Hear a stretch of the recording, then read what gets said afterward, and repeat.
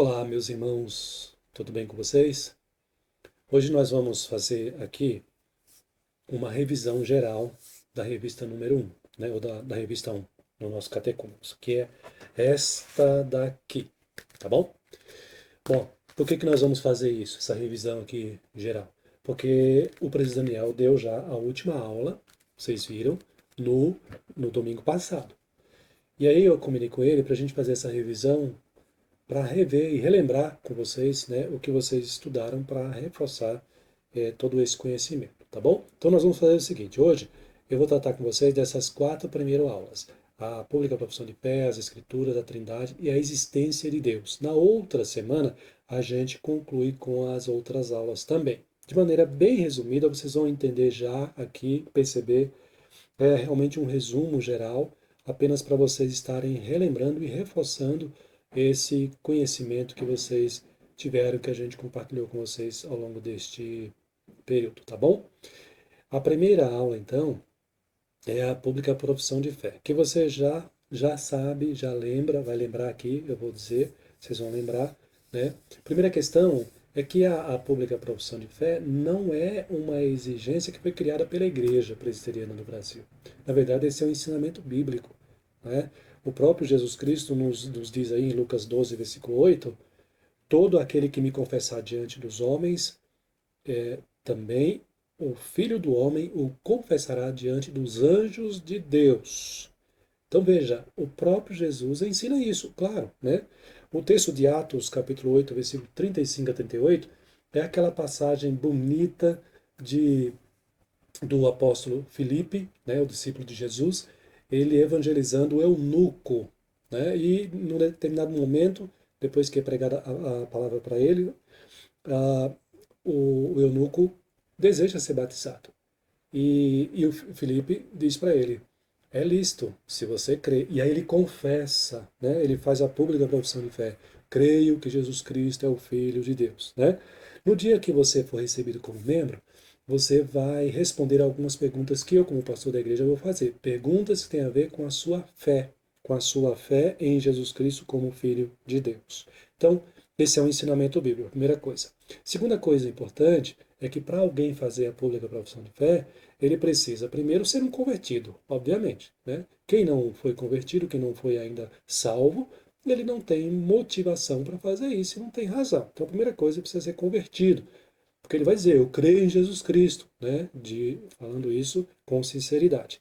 A segunda coisa importante para alguém fazer a pública profissão de fé é ele ter uma noção geral das doutrinas cristãs, né? Dos princípios bíblicos, dos ensinamentos bíblicos a respeito da fé cristã. E isso vocês já receberam também ao longo dessa caminhada que nós fizemos aqui. É, eu comentei com vocês também em uma das nossas aulas a respeito dos documentos de fé da Igreja Presbiteriana do Brasil. Eu separei aqui para mostrar para vocês. Aqui nesse livro está a Confissão de Fé de Westminster, está o Breve Catecismo e está o Catecismo Maior também. Esses três documentos, eles apresentam, eles expõem o que nós cremos. É uma exposição fiel do ensinamento bíblico, das doutrinas bíblicas.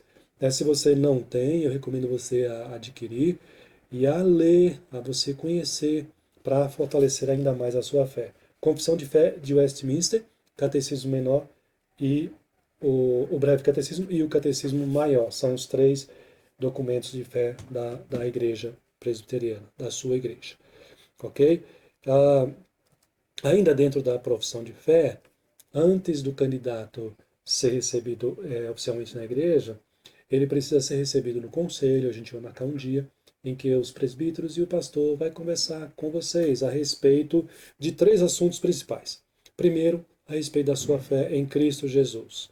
Né? Nós queremos conhecer um pouquinho a respeito da sua convicção de fé na obra substitutiva de Jesus. Por que Jesus morreu na cruz? Você crê nesse sacrifício dele, que ele foi suficiente para a sua salvação? Não é? Então, nós queremos entender como que você já conhece e como você crê nessa obra substitutiva de Cristo. Então, Primeira coisa, sua fé em Jesus. Segunda coisa, seu conhecimento da Bíblia, né? Nós queremos perguntar para você, vamos querer saber, conversando com você, qual é a sua relação com as Escrituras, seu hábito de leitura, né? Se você realmente, qual é o grau de importância da Bíblia para a sua vida, tá bom? Nós vamos conversar sobre isso também. E a outra coisa que também é importante é a sua experiência religiosa, né? A sua procedência, onde foi que você, de onde você veio, se do catolicismo, se foi de alguma igreja já evangélica, né? O seu, eu estou chamando aqui de seu histórico cristão. Basicamente, nós vamos conversar sobre esses três assuntos antes do conselho aprovar a sua pública profissão de fé. Tá bom? Quem aprova é o conselho, não sou eu como pastor, por isso que é importante o conselho fazer esse exame da sua experiência religiosa, da sua fé em Cristo e do seu conhecimento das Escrituras Sagradas, tá bom? Eu quero mostrar para vocês aqui, que eu acho que é importante, os deveres dos membros da igreja. Primeiro dever, viver de acordo com a doutrina e prática das Escrituras. Ah, isso é uma exigência da igreja presbiteriana? Não, é uma exigência bíblica. Né? Naturalmente, se você for convertido, você vai desejar viver de acordo com a doutrina, com a prática das Escrituras Sagradas. Segundo dever, honrar e propagar o Evangelho.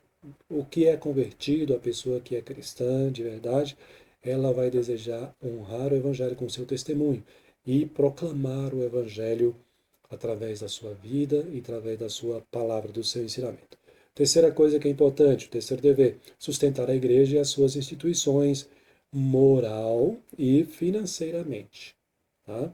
Eu tenho os textos aí que você pode observar, né, que dão base a esses ensinamentos que eu estou mostrando para vocês. Aqui no sustento é a questão do testemunho. Né? Você é representante do reino de Deus na terra. Então, o que você faz vai impactar positivamente ou negativamente no reino de Deus. Então, precisa zelar pelo seu testemunho moral. E o testemunho financeiro, né? O sustento, perdão, sustento financeiro.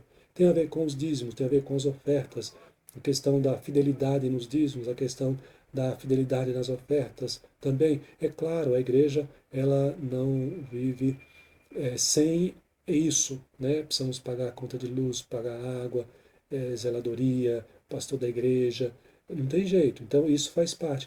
E isso mostra o nosso compromisso com o reino de Deus, com o próprio Deus também. Então, sustentar a igreja. Outra coisa que é importante, quarto dever, obedecer às autoridades da igreja. A autoridade tem os oficiais da igreja, pastor, presbítero, diácono da igreja. Então, quem é membro da igreja, ele assume esse compromisso também publicamente de se submeter às autoridades da igreja. E é claro que ele faz isso enquanto essas autoridades forem fiéis às escrituras sagradas. E outro dever importante, participar das reuniões. É obrigação do membro. Quando você se torna membro, isso se torna obrigatório. Você tem a obrigação, o dever de participar dos trabalhos, dos cultos, das reuniões da igreja, inclusive das assembleias. Ok? Vamos falar sobre a Escritura Sagrada? Por que é importante? Claro, tem toda a importância. Primeiro, a gente lembra que a Bíblia ela é uma coleção de livros que o próprio Deus mandou escrever. Deus usou homens, inspirou esses homens para que esses livros fossem escritos. Né? Livros, homens inspirados pelo próprio Espírito de Deus para deixar registrado na Bíblia, né, que você tem aí nas suas mãos, deixar registrado a sua vontade, o seu ensinamento para a sua vida, para a minha vida também. Então, é um livro que foi escrito por homens inspirados pelo Espírito Santo. A inspiração em si significa que Deus moveu e guiou os escritores sagrados para registrar de forma fiel e sem erros toda a sua vontade. A Bíblia é um livro que não contém erros. Por isso que ele é a palavra de Deus. E por ele ser a palavra de Deus, né, ele é um livro que não contém nenhum erro. É registrado de forma fiel a vontade de Deus para a vida do seu povo aqui. Isso tem a ver com a inspiração. Os livros foram traduzidos em que língua? E, originalmente, o Antigo Testamento foi escrito em hebraico, e exceto alguns livros que foram escritos em aramaico, no Antigo Testamento. E no Novo Testamento você tem a língua grega, né? E claro, esses livros foram, no decorrer dos anos, traduzidos para várias línguas, para vários países, como é o caso do nosso aqui também. Mas essas são as línguas originais, ou foram as línguas originais, nas quais esse livro foi escrito, Antigo e Novo Testamento. Qual é a necessidade das Escrituras para o homem, para as pessoas? Ela é suficiente para levar o homem à salvação em Jesus Cristo. Então, se alguém deseja ser salvo, se alguém deseja ser libertado do juízo de Deus, do inferno, ele precisa ir a Deus através das Escrituras. Portanto, não é necessário nenhum outro meio, né? Nem mesmo os livros apócrifos que constam da Bíblia católica, nem a tradição, né, a tradição dos pais, da igreja, nem a invocação de espíritos que já morreram, de pessoas que já morreram, né? Nem coisa alguma além da Bíblia. A Bíblia é suficiente. Por isso essa palavra é importante. A palavra suficiente significa que não há necessidade de mais nada para você, para a pessoa receber a salvação. Ela precisa conhecer a Deus, a Jesus, através das Escrituras Sagradas. E o Espírito Santo ilumina e conduz. A Bíblia nos ensina tudo o que nós devemos crer sobre Deus, mas também ensina sobre a nossa responsabilidade moral, como nós devemos nos conduzir neste mundo, nesta vida aqui. Os 10 mandamentos continuam a valer para os nossos dias, né? Como lei moral, como padrão, né, de lei moral e espiritual para todas as pessoas. Não é que o Antigo Testamento perdeu a validade com o Novo Testamento. Toda a Escritura, Antigo e Novo Testamento, serve para nos fazer conhecer e nos responsabilizar moralmente diante de Deus e também diante das pessoas neste mundo aqui. A Trindade é o próximo tema. A Bíblia ensina a respeito da Trindade. A Trindade não é invenção da Igreja Católica, não é invenção da Igreja Evangélica. A Trindade é um ensinamento bíblico. Nós devemos crer e precisamos crer. Há 3 pessoas na deidade: o Pai, o Filho e o Espírito Santo. Esses 3 são pessoas, essas 3 pessoas são um só verdadeiro Deus e eterno. Da mesma substância, o Pai, o Filho e o Espírito Santo. Eles são iguais em poder e glória, embora distintas pelas suas propriedades pessoais e na participação que cada um tem no plano de Deus para a sua salvação. Você vai ver isso já já mais à frente. Então, nós estudamos sobre isso, estou apenas relembrando para os irmãos que a Trindade nos ensina a respeito das 3 pessoas da deidade, tá? São iguais em poder e glória, é o único Deus eterno e o único Deus verdadeiro. É esse Deus que é apresentado nas Escrituras, né? Você tem várias passagens que mostram isso. Uma que é clássica é o batismo de Jesus. Você tem a voz do Pai: este é o meu Filho amado, em quem me comprazo. Você tem o Filho sendo batizado, a segunda pessoa da Trindade, e você tem o Espírito Santo ali se manifestando em forma de pomba. As funções da pessoa da Trindade, falando resumidamente aqui sobre as funções de cada um deles. O Pai é a fonte de toda a glória e é o doador de boas obras, né, de boas dádivas para nós. Deus é bom e Deus se agrada em nos servir com as suas boas dádivas, com a sua bondade.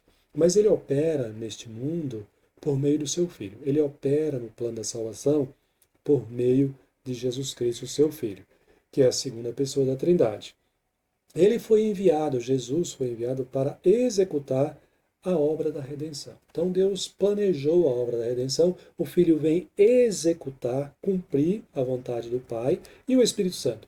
O Espírito Santo vem aplicar. Então o Pai idealizou, o Filho executou e o Espírito Santo aplicou na sua vida toda a obra da redenção. Ele aplica a obra de Cristo eficazmente no coração dos eleitos. Os textos estão aí também, você pode depois rever essa aula lendo os textos com mais calma. Meus irmãos, negar a doutrina da Trindade traz uma consequência imediata, desastrosa, terrível, porque ela vai destruir o plano da salvação. Acabei de mostrar para vocês a função de cada um no plano da redenção, o Pai, o Filho e o Espírito Santo. Se você nega a Trindade, você destrói completamente o plano da salvação, ou seja, não há salvação, né? Pois não haveria um Salvador, nem um Espírito Santo para comunicar os propósitos de Deus, o plano da salvação. Então, não negando a Trindade, você também nega e destrói completamente a salvação. E aí eu cito aqui o texto do reverendo Heber Campos, do livro Ser de Deus, que ele diz assim: se não dermos a devida importância à doutrina da Trindade, o objeto de nossa fé, Jesus Cristo, é apenas um homem, nada mais. Somente a doutrina da Trindade é que faz com que vejamos em Cristo o Verbo encarnado. Se você nega a doutrina da Trindade, Jesus passa a ser um homem como qualquer outro. Ele deixa de ser o Deus encarnado, o Verbo encarnado. Ok? Último assunto para hoje: a existência de Deus. A Bíblia, ela não se preocupa em apresentar provas científicas da existência de Deus, como muitos homens, como muitas pessoas desejam e criticam a Bíblia por causa disso. A Bíblia simplesmente reconhece e passa a descrever as obras de Deus. Você já tem isso lá em Gênesis 1:1. Não é propósito da Bíblia apresentar provas científicas da existência de Deus, de onde ele veio, como foi formado. Não, ela parte do pressuposto de que Deus existe e revela para nós as obras de Deus. Mas além da Bíblia, o próprio universo, ele dá testemunho da existência de Deus, né? Há aqueles que querem negar a existência de Deus, atribuindo a origem do universo a outros fatores, né, ou a outro fator. Mas a Bíblia revela que Deus é o Criador. E você, quando olha, analisa, para pensar a respeito da criação, não é difícil você chegar a essa conclusão de que Deus é o Criador. O Salmo 19 mostra isso também, né? Mas, além disso, todo ser humano, toda pessoa sabe que Deus existe. Por que, que nós dizemos isso? Porque esse conhecimento da existência de Deus, ele é inato. O ser humano já nasce com ele. Olha só, como é que o homem foi formado? Segundo as Escrituras. Ele foi feito à imagem de Deus. Então, cada um de nós temos a imagem de Deus em nós mesmos. E o conhecimento gravado em nosso coração a respeito da existência de Deus. Ainda que de maneira básica, né? O apóstolo Paulo vai falar sobre isso, quando ele vai dizer que nós temos a revelação, no caso do contexto bíblico, que os judeus tinham a revelação, tinha as escrituras, e os gentios não tinham, mas eles nem por isso deixavam de ter o conhecimento de Deus, que ele vai dizer, esse conhecimento está gravado em cada um deles, no coração de cada um deles, na mente de cada um deles. Então, negar a existência de Deus é negar a sua própria existência. Porém, obviamente, a existência de Deus é aceita pela fé plenamente, né? E a Bíblia trata sobre isso. Hebreus 11:6 mostra esse ensinamento. Sem fé é impossível agradar a Deus. Precisamos crer que Deus existe e que Deus opera neste mundo e domina as nossas vidas. E aí está um problema, né? O principal problema. Porque negar a existência de Deus é uma tentativa do ser humano de fugir da responsabilidade da obediência a Deus. Você já pensou nisso? Quando alguém nega a existência de Deus, é uma tentativa, ele está tentando, porque se você admite que Deus existe, Deus é superior, você é servo. Deus é criador, você é criatura. Então você deve a sua vida a Deus, você deve a obediência a Deus. Então, quando se tentam negar a Deus, tenta fugir da sua responsabilidade de obediência. O homem é inimigo de Deus por causa do pecado, o homem natural, não convertido. Ele não aceita, naturalmente ele não vai aceitar o governo de Deus sobre o mundo todo, inclusive sobre a sua própria vida, e por isso ele tenta fugir da presença de Deus. Salmo 14, versos de 1 a 3, mostra claramente esse ensinamento e o que é verdade, com certeza. Viver sem o governo de Deus é viver sem esperança.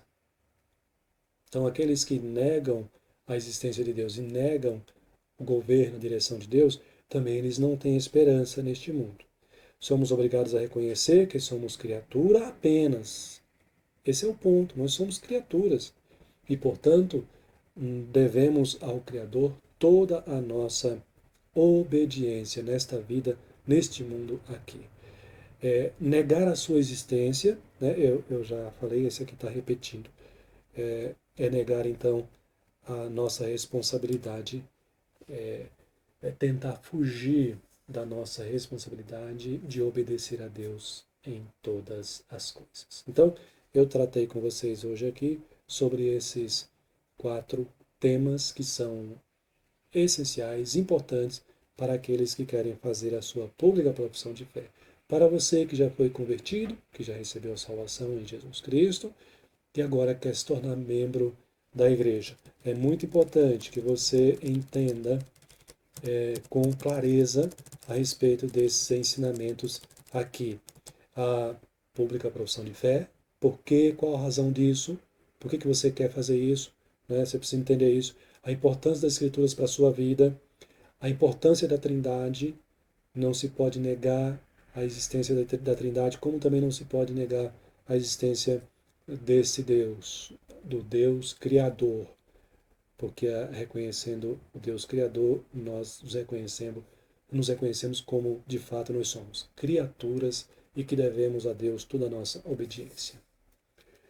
Muito bem, na semana que vem nós vamos falar sobre o restante dos temas que estão aí na tela para você acompanhar. Quero orar ainda por você, pela sua vida, permaneça firme, se preparando para este momento tão importante e que é, na verdade, mais um passo, será confirmado, desse compromisso que você já tem com Deus, crescendo no conhecimento e na graça do Senhor. Feche seus olhos, vamos orar neste momento.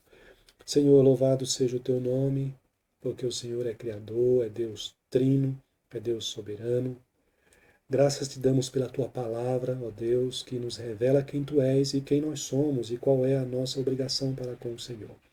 Graças te damos pela tua palavra, Senhor Deus, porque nos traz esperança, nos traz a certeza da vida eterna. Ó Deus, que o Senhor esteja confirmando a tua fé na vida desses irmãos e irmãs que estão se preparando para fazer este ato tão importante. Que o Senhor esteja abrindo o entendimento, que o Senhor esteja aumentando a sua fé, que o Senhor, ó Deus, continue os aperfeiçoando em Cristo Jesus cada dia mais. No nome de Jesus, que eu oro a Ti e agradeço. Amém. Meu irmão, minha irmã, um forte abraço, que Deus abençoe a sua vida sempre, sempre, e até a próxima aula.